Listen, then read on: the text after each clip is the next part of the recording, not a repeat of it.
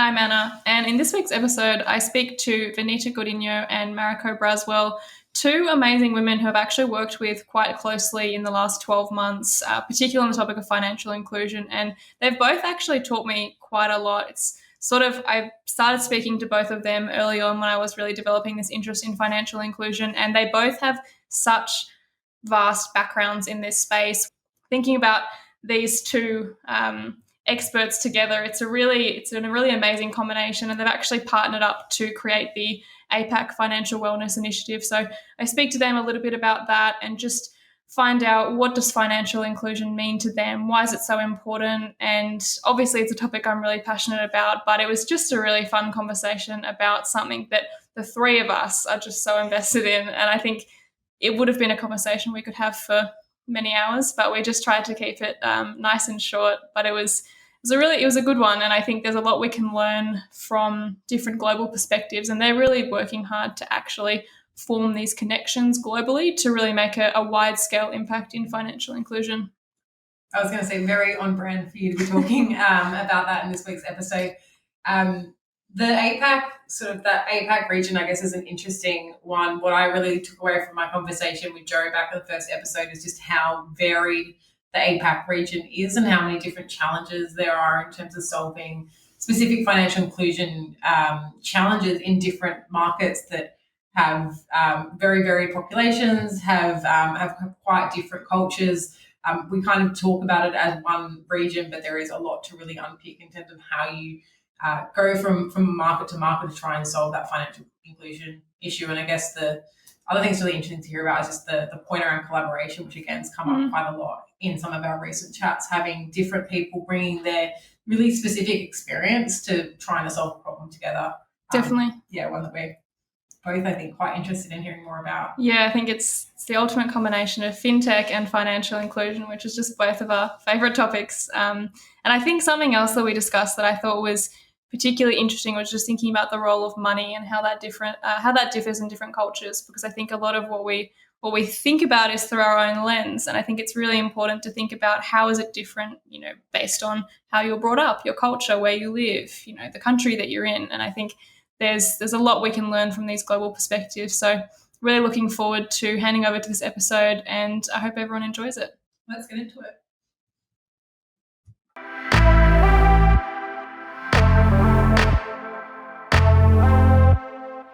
Well, thanks for joining us for this week's episode of the RFI Group Digital Banker podcast. With me today are two very qualified women in the field of financial and digital inclusion, and I'll hand over to each of them to give a more detailed introduction. But just at a high level, I have with me Dr. Vinita Godinho, who is the CEO and Managing Director of Financial Resilience Australia, and Mariko Braswell, who is the CEO and co-founder of Move78 in Singapore.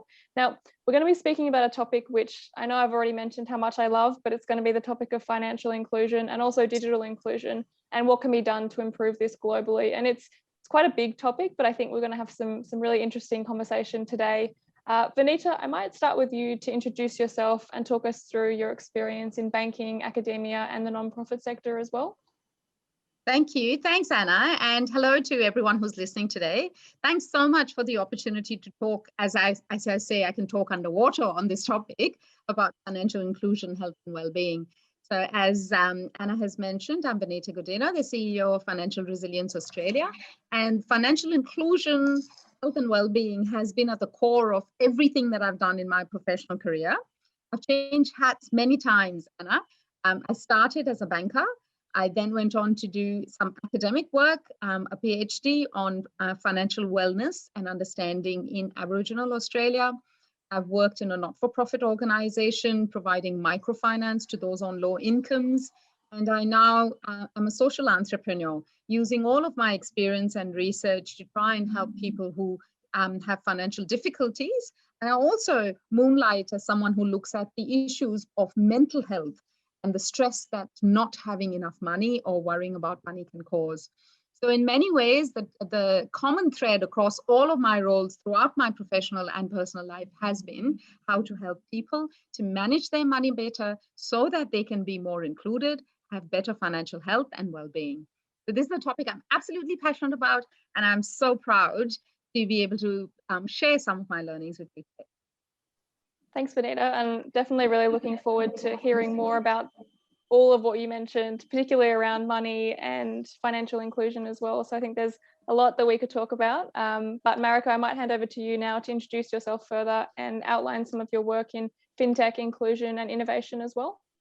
Great. Thanks so much, Anna, and thank you so much for having us both here today. I'm the CEO of Move78, and we're based here in Singapore. And we're a consultancy for tech companies looking to expand in Asia. And we primarily focus on companies that are in digital inclusion in finance, health, and education. I have over a decade in fintech in general, beginning back in the US, working for one of the first robo-advisors that was helping baby boomers to identify if they were prepared for retirement. And then once I arrived in Singapore 7 years ago, that was right when fintech was brand new and new to the region.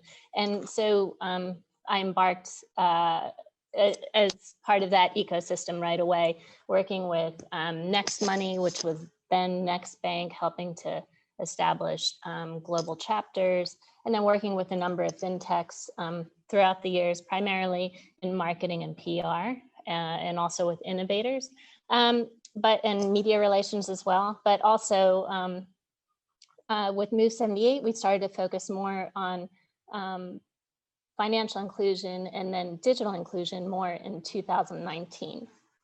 So.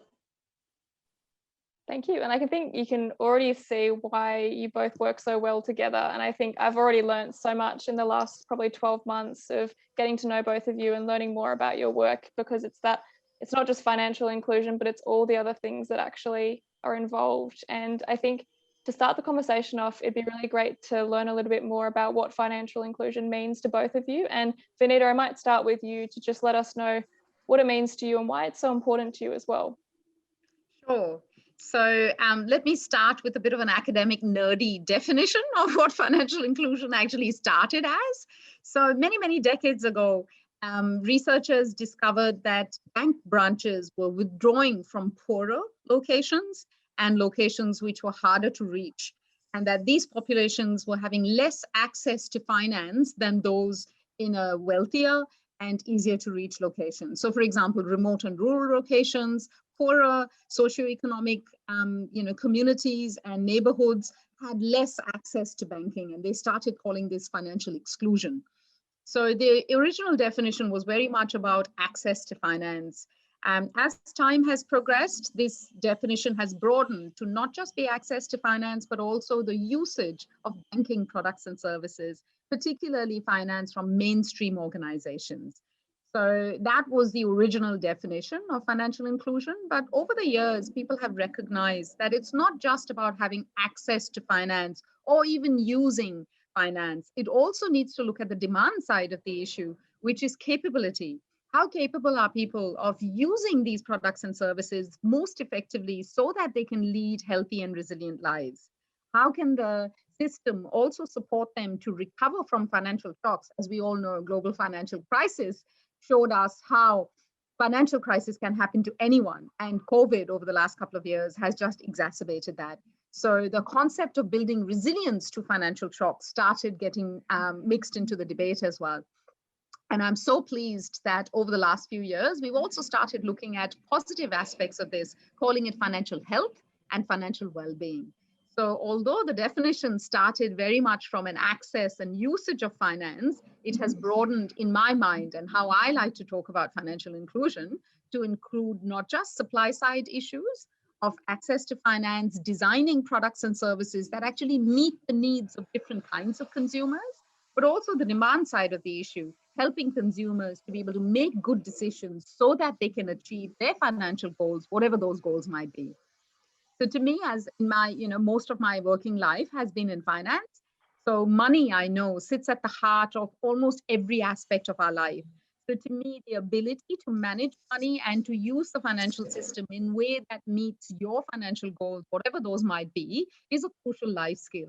And that's why the whole concept of financial inclusion, health, and well-being is the core of everything that I've done.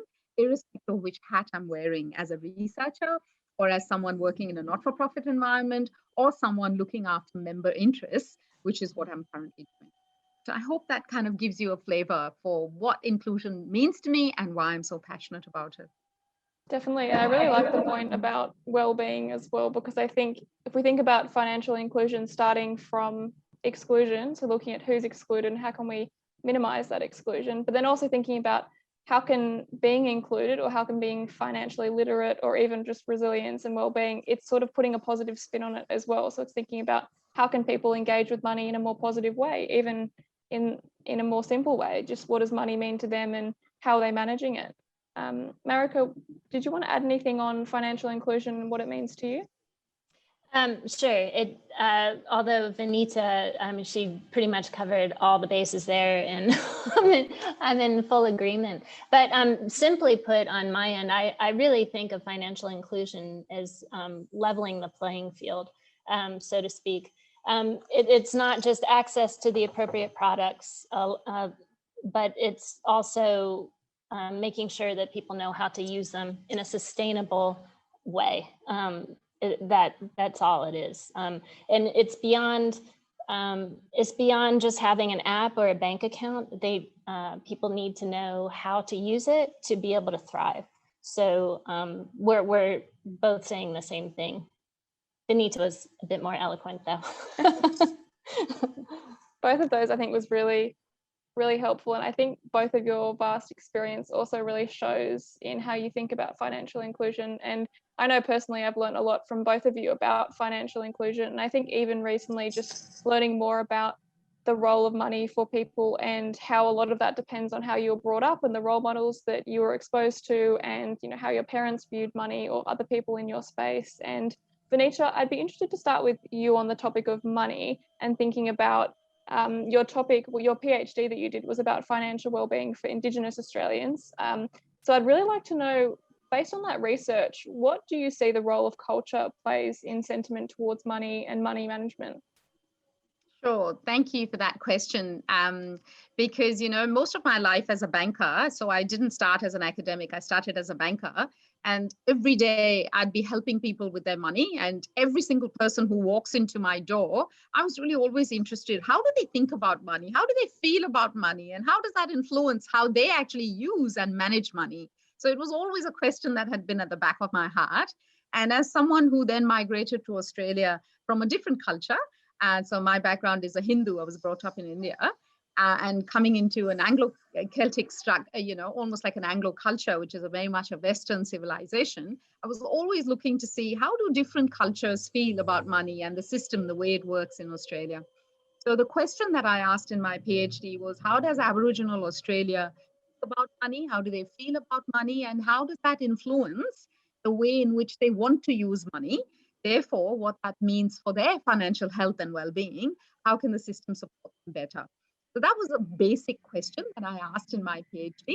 And I was so pleased at the end of my PhD to have quite a clear answer to that. And the answer was that Aboriginal Australia, in my view, had a very culturally distinctive understanding of money.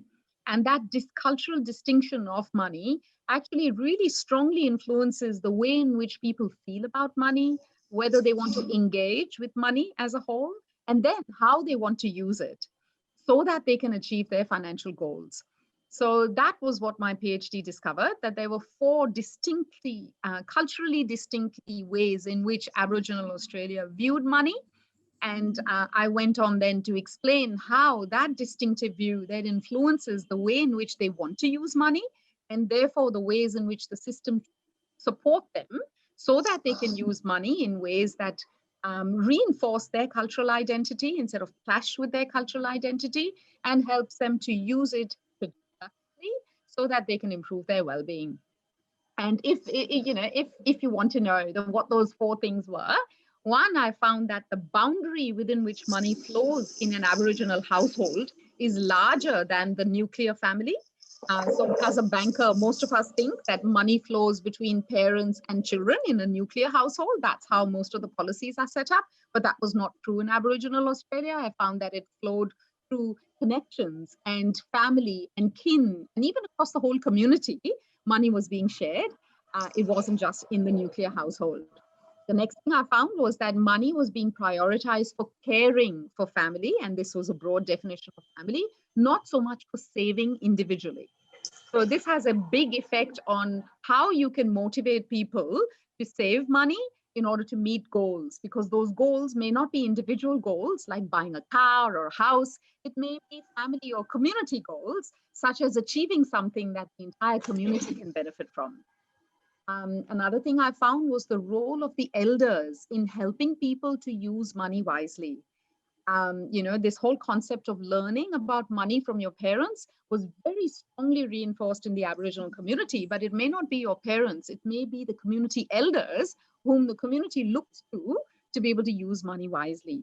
So instead of teaching just the children about how money should be used wisely, we also needed to make efforts to teach the elders ways in which they could use money wisely, because the last understanding that I had was that money was imposed on this culture from the outside.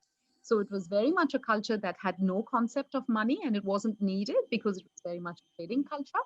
But when money was abruptly introduced with colonization, it created a lot of grief and stress because it was outside the culture. So I really feel that these basic understandings of how the community wants to use money and feels about money is really important for bankers to understand, so that they can help the community to use money in ways that actually achieve their goals, instead of us trying to clarify what those goals should be from a different worldview.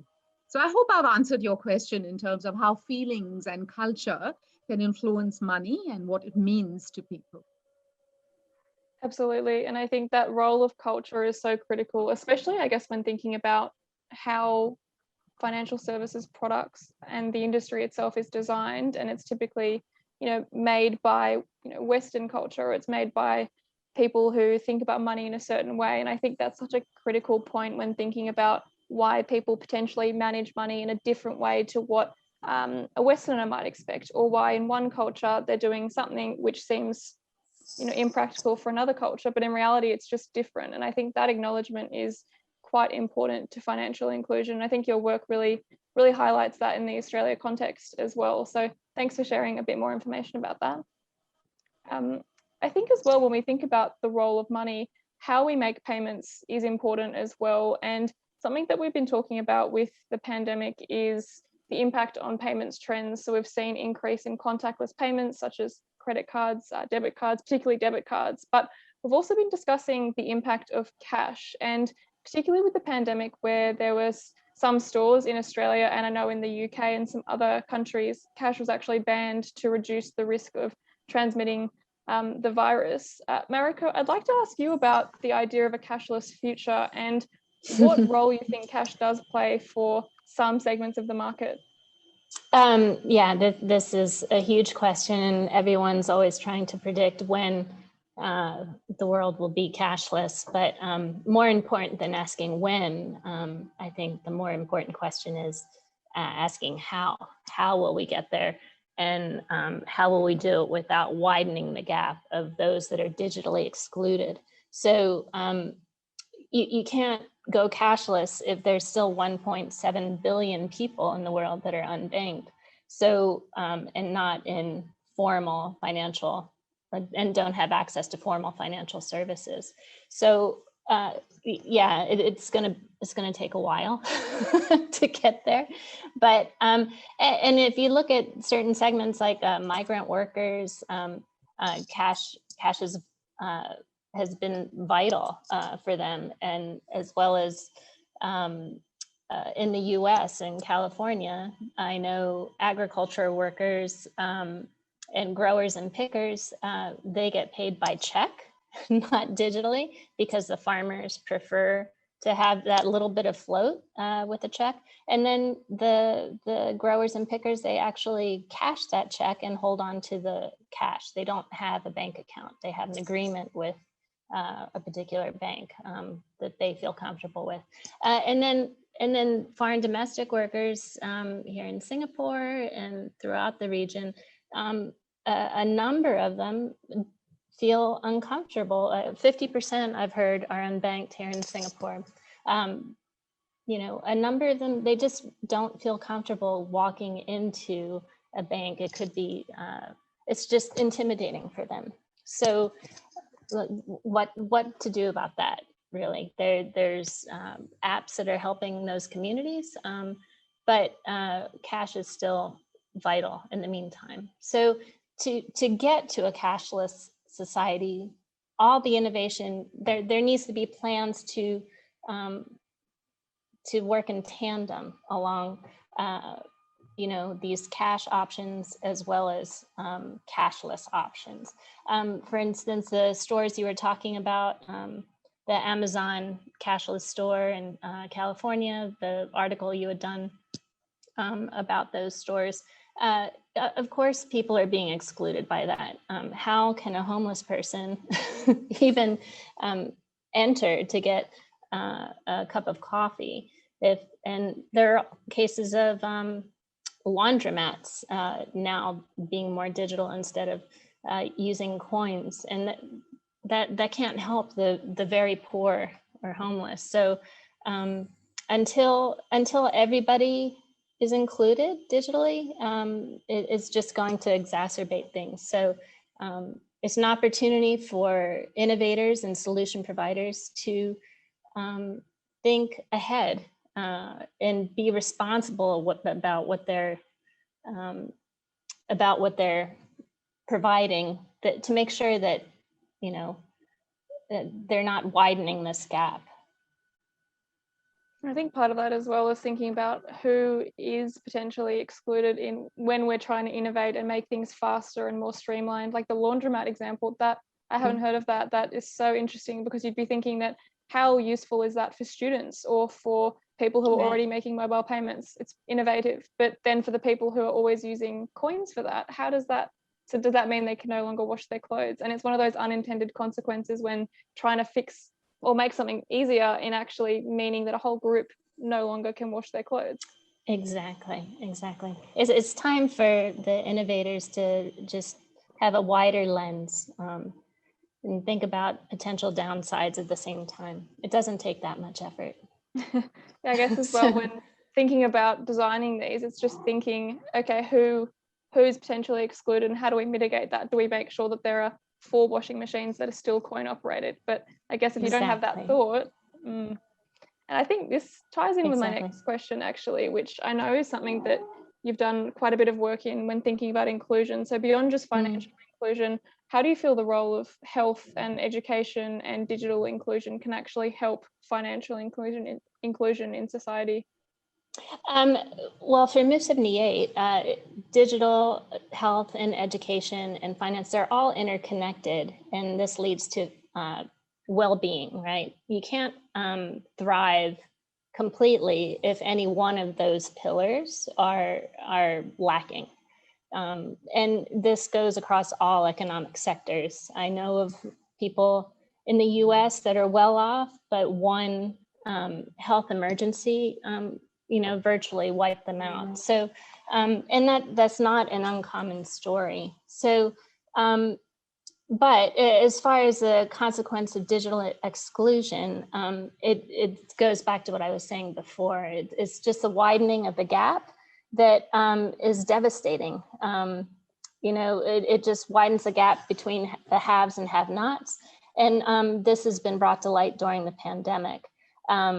The pandemic also brought to light, the haves and have-nots with respect to distance learning.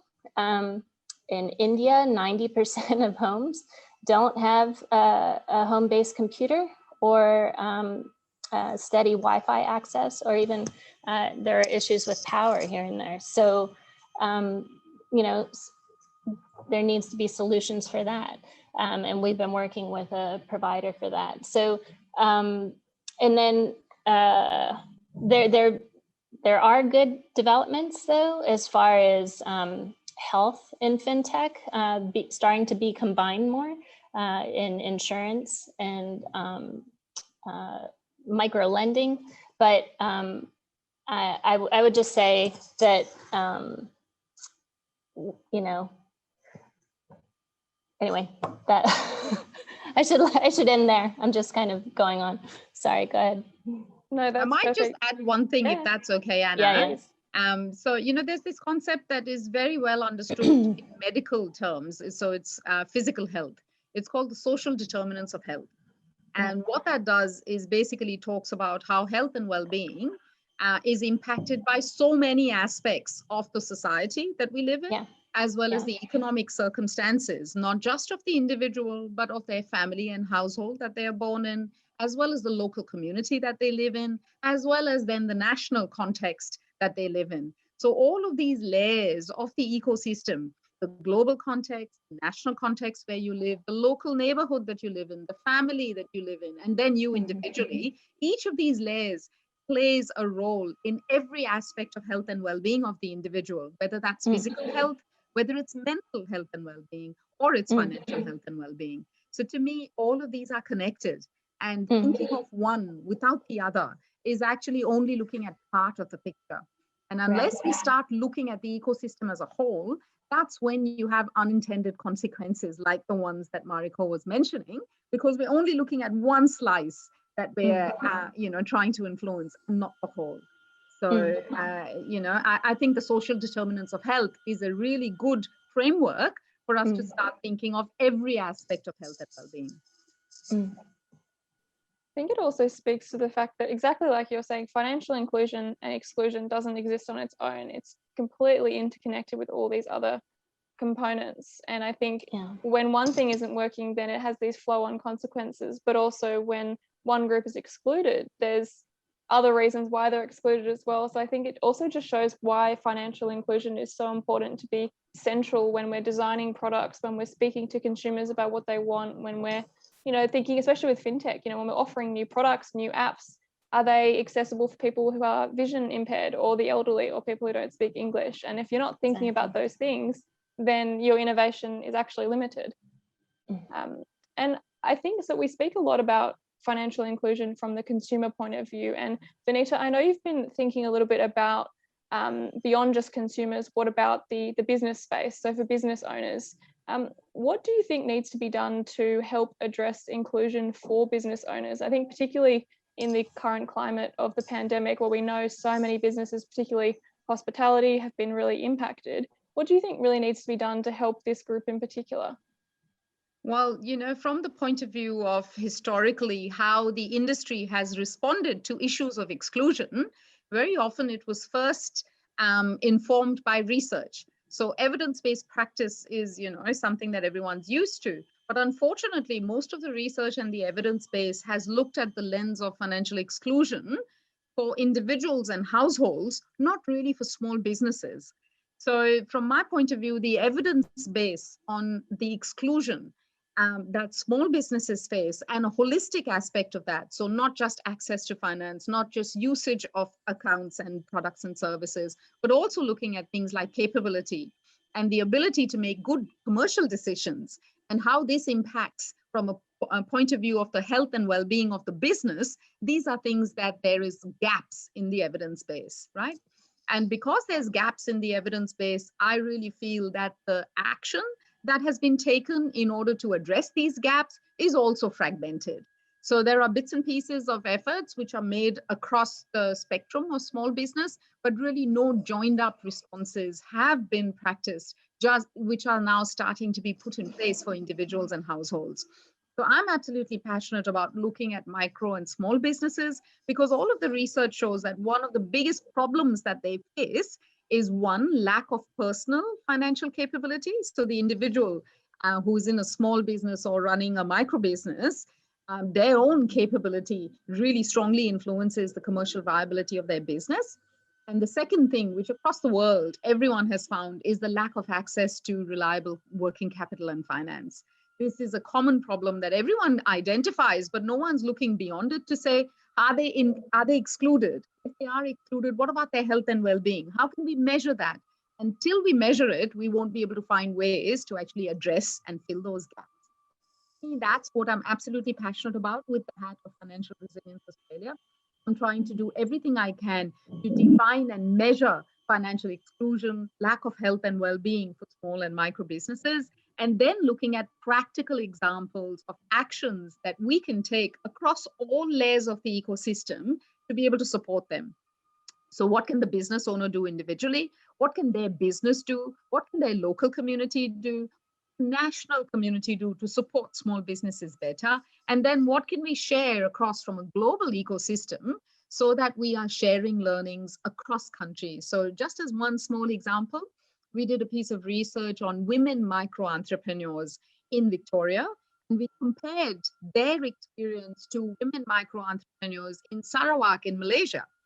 And by doing that study, we were able to try and find gaps that could gaps for women in both these contexts, and they're very different cultural contexts. But surprisingly, the kinds of gaps that we found were similar. And therefore, we were able to influence the governments in these areas to take action to actually support the women based on research which was done in Australia. So as you can see, the more we bring the world together, the more we can share learnings and insights with each other. And to me, that's how we can really help small businesses to also have good health and well-being, along with individuals and households. Thanks for that. And then you've touched on the role of evidence-based information and research. And I think that's quite critical to some of the decisions that will get made. And I think the more research there is to really even just provide context as to what's happening is always going to be really valued. And I think it'd be really good to know from both of you, actually, who do you feel is best positioned within the financial services ecosystem to actually create these financial inclusion solutions? Or is there not one key player that's necessary? Is it more about collaboration? Mariko, I might start with you if you had some thoughts on that one. I definitely think it's all about collaboration. There's no one entity that can make this all work. Everybody needs to work together. Yeah, and I'll add to that, Anna. So with my hat in the last few years, this has been the greatest learning, that no one sector, and even within one sector, no one organization can actually make a difference. Because as we've said, finance sits at the heart of all aspects of daily living. So it's not just the financial sector, it's even broader across all sectors. But just even in looking at the financial inclusion ecosystem within the financial services sector, all four sectors of the economy, that's the business and the industry, the government, which is, charged with supporting those who cannot make good financial decisions or are in financial difficulty, academia, whose job it is to do the research and provide the evidence base, which then the government and the industry can put into practice, and not-for-profit, which is typically the part of the community which responds to the needs of those who are on low incomes or facing some sort of marginalization.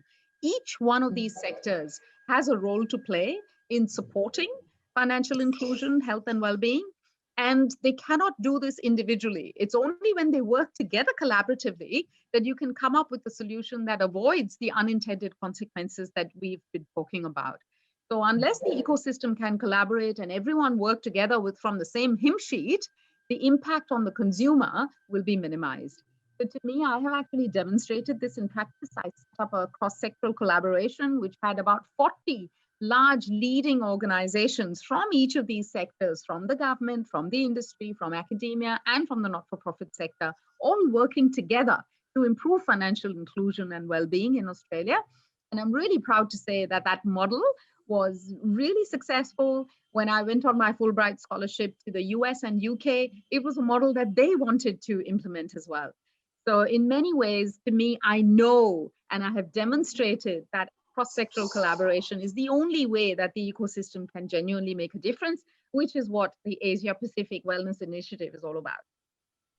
And you're predicting my next question. So on the topic of collaboration, I do have both of you on this podcast episode today, and I'd love you to talk to our listeners about this new initiative and this partnership that you've formed together. Mariko, I might hand over to you to introduce the APAC Financial Wellness Initiative and give us a little bit more insight into the work you're both doing. Sure. We partnered together last year during COVID, realizing that partnerships were the way to get more accomplished together.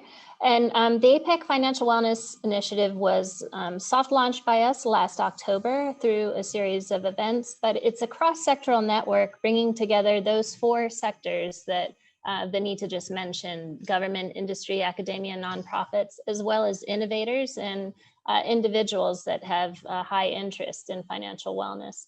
We're APAC based, and our 4 pillars of what we'd like to accomplish are mapping the ecosystem here in APAC, as well as creating a hub for information and research findings, as well as a platform for cross collaboration and innovation for solutions towards financial wellness. And then also lastly, to help influence policy in the region. It's well known that financial wellness and financial health are much more established in the US and Australia and the UK.